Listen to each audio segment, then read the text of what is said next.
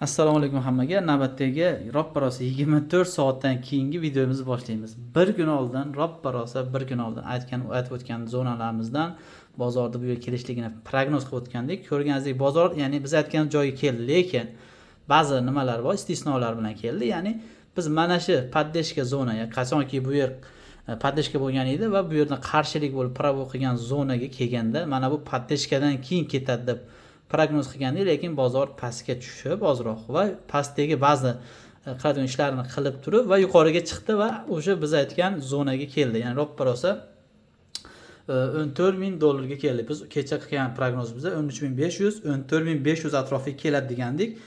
O'rtasiga keldi, ya'ni 14 ga keldi. Bozor 14 ga kelib, ya'ni $114,000 ga kelib va bozor o'sha, ya'ni mana bu chiziqni kecha qo'ygandik birgalikda, esingizda bo'lsa, mana shu zonadan atkat qilishligini mana ko'rib turganingizdek bozor sekin o'sha atkat qilishni boshlayapti. Xo'p, dalsha prognoz nima bo'ladi?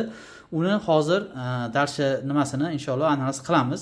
Lekin ba'zi narsalarda men e'tibor beryapman. Bitcoin agar sal yuksalishni boshlab, ba'zi bir altcoinlar sal yuksalib qoladigan bo'lsa bozorda, ya'ni men tashlagan signal, ya'ni men tashlagan analizlar kam ko'rinyapti. Ya'ni videoda kam ko'rinyapti. Ya'ni qachonki Bitcoin yaxshigina oqib ketib, bir odamlarda panik, qo'rquv bo'lgan paytda video qilib tashlaydigan bo'lsa, unda nima qilyapti? Naborot ko'p ko'rilish ko'proq bo'lyapti. Odamlarda shunaqa bir narsa bor ekanda, bo'ldi yashil oldi, bo'ldi hamma narsa oq edi, ko'k edi, ya'ni yuksaladi degan tushuncha bor ekan. O'shuning uchun mayli kam ko'rinsa ham bizda faqat sifatli odamlar ko'rsin.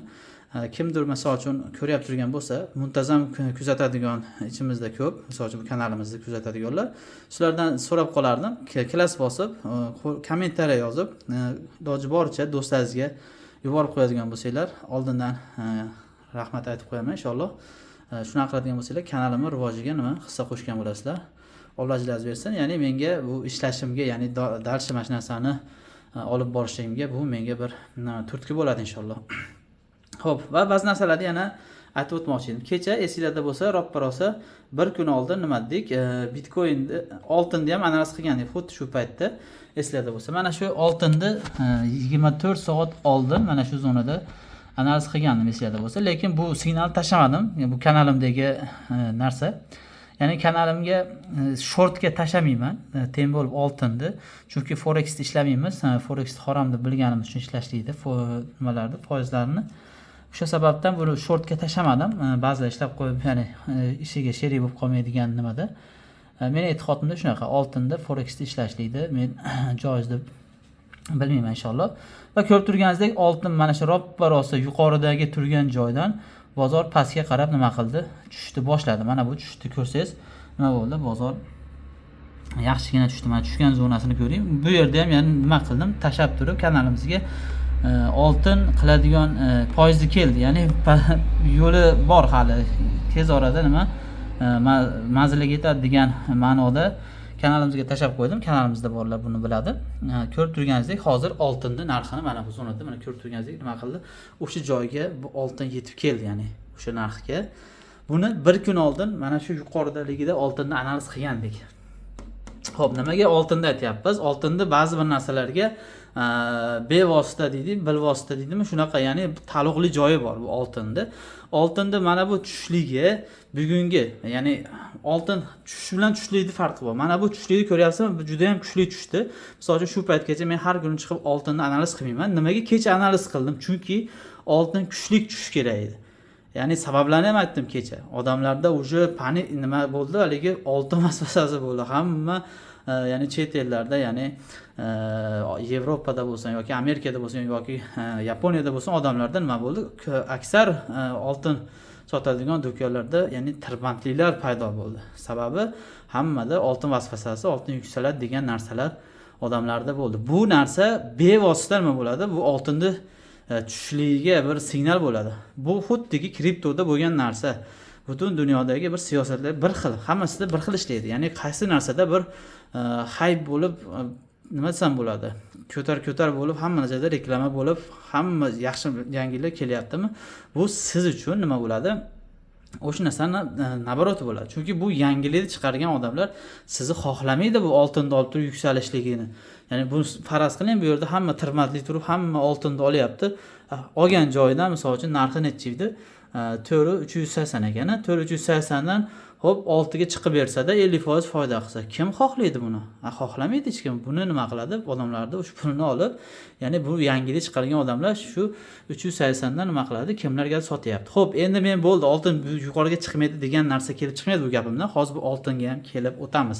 Men prosta ba'zi narsalarni tushuntirib ketyapman. Men xuddiki Bitcoinga chiqqanda misol uchun ba'zi bir o'zingizlar kuzatarsizlar yoki bilarsizlar, ba'zi bir auditoriyalar bor. Shuni analiz qilib, Bitcoin analiz qiladigan bo'lsa, 30 xil narsani gapiradi. 30 xil RSIdan tortib Mahdiydan tortib Bollinger tortib, ya'ni bilgan indikatorni gapirib turib, ikkinchi etapga o'tadi. Ikkinchi etapda yangilik. Ford birjalar bunaqa deyapti, yangilar bunaqa deyapti, Amerika yangilik bunaqa deyapti, S&P bunaqa deyapti. Короче, hamma bilgan narsasini, eshitib olgan narsasini, ya'ni nima qiladi? Hammasini bittadan qilib ko'radi analiz. Bitta Bitcoin uchun. E'tibor berib ko'rayotgan bo'lsangiz, Bitcoinga men bironta indikator yoki bironta bir yangilik yoki bironta bir nima emas, faqatgina mana shu grafik. Men grafikimga e'tibor beringlar. Biron narsa bormi, o'sha narsa faqat o'zim chizgan narsalar bor. Mana bu chiziqni ham o'zim chizdim, qizilni ham o'zim chizdim, mana buni ham chizdim. Sababini ko'rsatish uchun chizdim xolos bu narsalarni. Bundan boshqa narsa emas. Chunki men sham bilan ishlayman. Har bitta shamda, misol uchun haftalik shamlarda analiz qilyap turgan bo'lsak, nima dedik? Bir hafta oldin, misol uchun yangi haftaga inshaalloh nima dedik? Yashil sham yopiladi deb turib, shamlarda analiz qilyapmiz. Nimaga? Chunki biz ishlashimiz sham. Har bitta shamda o'zini nima bor? Tili bor, o'zini nimasi bor, ya'ni xarakteri bor. Mana bu sham nima deydi? Bundan keyingi mana bu sham nima deydi? Va bundan keyin mana bu sham nima deydi? Agarki mana bu sham bilan bundan oldingi sham birga keladigan bo'lsa nima bo'ladi? Bularda har bittasini javob bor. Prosta takka turmaydi. Tushunarligi. Endi bu narsani faraz qiling, men 15 minutga kelib olib yoki 5 minutga kirib olib mana bularni analiz qilib skalp tashlashligi mumkin. Lekin nima? Katta time frame'da globalda bilishlik uchun uzoqroq nimaga? Katta time frame'da ochib olaman. Katta time frame'dagi shamlarni ko'rib turib, keyingi, ya'ni haftadagi shamda qaysi sham chiqishligini katta ehtimol bilan analiz qilib, sizlarga misol uchun o'zim tashlayapman, sizlarga ya'ni bir foydasi bo'lsin degan narsa tashlayapman. Ya'ni qadriga yetinglar. Men bir narsa sizlardan bir narsa so'ra yoki boshqa nima emas, faqat bitta klass bosib, nima kommentariyaga yozib o'zingizlar izohlaysiz. Foyda qilyapti turgan bo'lsangiz, foyda ko'ryapti turgan bo'lsanglar, nima o'zingizlarni bir podдержкаларni ayamasanglar, xursand bo'lgan bo'lardim. Xo'p, endi oltinni Bitcoinga o'taylik. Asosan Bitcoinni analiz qilamiz, sababi altcoinlarni olib sotyapmiz. Altcoinlarni ham olib sotganlarimizni ba'zilari, masalan, kanalimga tashladim. Buni o'zingizlar ham kanalimda olib sotyapti, bilasizlar. Misol uchun mana ko'rasizlar, qayerlardan signal beryapman. Mana shu zonadan nima qildim? 2 marta sotib oldim. 1 marta ham emas, 2 marta sotib oldim va tashladim kanalimizga. Mana bundan sotib oldim. Xo'p, bu yerga chiqqanda 7% sotdim. Nimaga? Menga 14% bo'ladi. O'zi 7,5% shu atrofda sotdim, lekin men uchun 14%. Chunki bu yerdan nima qildim? Ikkita сделка bilan ishga kirdim. 14% desa ham bo'ladi, lekin 7% bilan nima qildim? Tepani yopdim va mana bundan ozroq bugun olib sotganlarim. Buni bilasizlar, kanalimda tashladim. Avent degan deydi. Mana bu zonadan olib turib, mana shu zonada sotdim. Alhamdulillah 10% dan oshiqroq foyda bilan nima qildik? Foyda bilan chiqib ketdi, alhamdulillah. Bu ham bo'lsa Allohning fazli. Ya'ni siz skalp yoki shunaqa ozroq oldi sotdi qilib turibmiz. Kanalimizda bo'lsanglar, muntazam ravishda nima qilamiz? Qo'limizdan kelgancha tashlab ketamiz. Ba'zi narsalarda agar grafik buzilsa, xavf nimalar bo'ladigan bo'lsa, stop qo'yish shart degan narsa bilan tashlaymiz, lekin xavf bo'lmaydigan bo'lsa, misol uchun ozroq pastga tushganda ham problema bunaqangi katta bo'lmaydigan narsalar bo'lsa, nima qilamiz? Bunga stopni aytmasdan prosta tashlaymiz. Misol uchun eng kamida nima qiladi? Agar pastga tushib ketadigan bo'lsa ham, eng kamida o'zin narxiga boradi, o'zin narxidan chiqib ketsa bo'ladi. Bizda qiladigan narsa, men gruppada, kanalda ko'p aytaman, faqat o'sha biz aytgan narsada ishlaydigan bo'lsanglar, inshaalloh faqat daromad bilan nima qilasizlar? Inshaalloh oylikda daromad bilan chiqasiz inshaalloh. Xo'p, Bitcoinga keladigan bo'lsak, Bitcoin bizni aytgan zonaga yetib keldi. Mana bu zonaga men buni prosta ba'zi narsalarni hozir aytib o'tmoqchiman inshaalloh. Bitcoinda hozir bitta yaxshi, bitta yomon tomoni bor. Bu yuksalishligi haftalik shamda aytdik, nima dedik? Yangi hafta, ya'ni yana mana shu haftada inshaalloh yashil sham yopilishini prognoz qilib o'tganmiz. Lekin mana bu tushishlikni sababi aytib nimada qolib ketdi. Mana bu tushishlikni sababi, mana bu podдержкani buzib pastga tushishlik sababi oltin. Tushunarligi? Oltin abishning tushgani yo'q. Mana shu yuqoridan bu yerga tushishligi 6% tushdi. Tushunarligi? 6% dan ko'proq tushdi. 6% oltinga bu juda katta narsa.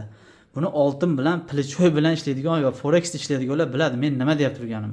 Faraz qiling, mana bu zonadan kimdir oltinni ushadi, shortga ochdi. Bu yerga kelguncha bilasizmi qancha foyda qiladi? Juda katta foyda qiladi oltinda. Ya'ni bu ularda forex misolda aytyapman. Lekin hayotda, dunyoda ham nima qilasiz? Faraz qiling, 100 ming dollar plyusga oltin sotib olgansiz, lekin 100 ming dollaringiz 6% ketadigan bo'lsa qancha pul ketadi?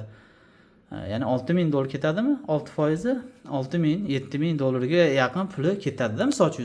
Endi bu pul ham oz emas albatta. Teng bo'lib oltin olgan bo'lsa, odamda sal panik yoki qo'rquv degan narsalar uyg'onishligi tabiiy. Biz bu oltinga hozir yana qaytamiz. Biz Bitcoin, buni tushishligi, mana shu tushishlikda qo'rqut bilan tushgani uchun, mana bu qo'rqitish bilan tushgani evaziga nima qildi? Albatta bu Bitcoinga ham ta'sir qiladi o'sha paytda. Nimaga? Chunki oltin yaxshigina tushib kelyapti turganda Bitcoin yashilib turib yuksaladigan bo'lsa, biladi bu bozorga odamlar bunga o'tishini. Ikkalasi tengdaniga odamga qo'rqitadi, tushunarligi? Ikkalasi ham tengdaniga odamlar qo'rqitgandan keyin mana bu razvorot qilib yuqoriga ketdi, lekin imенно shu joydan e'tibor bering, oltin mana bu zonadan nima qilib pastga ketdi. Ya'ni ikkalasi nima qildi? Yarim yo'lda, ya'ni ikkalasi ham bitta yo'lga yurishdi. Misol uchun ikkalamiz pastga tushamiz dedi-da, pastga tushdida, yarim yo'l kelgandan keyin, hop, siz endi pastga ketavering, men yuqoriga ketaman deb Bitcoin yuqoriga ketdi. Tushunarligi? Bu yerda bir odamlarni chalg'itish nimalari bor. Ya'ni osongina oltin pastga tushadigan bo'lsa, bu yuksalar ekan degan narsani odamlarga berib qo'ymaydi bular. Oltin tushgan bo'lsa, Bitcoin ham ozroq pastga tushib beradi-da, odamlarni qo'rqitib turib. Ikkalasi teng tushyapti degan narsada odamlar ishdan chiqarib turib, mana yuqoriga chiqdi. Tushunarligi? Odamlarni bu ham ishdan chiqardida, bu yuqoriga ketdi, oltin pastga tushib ketdi.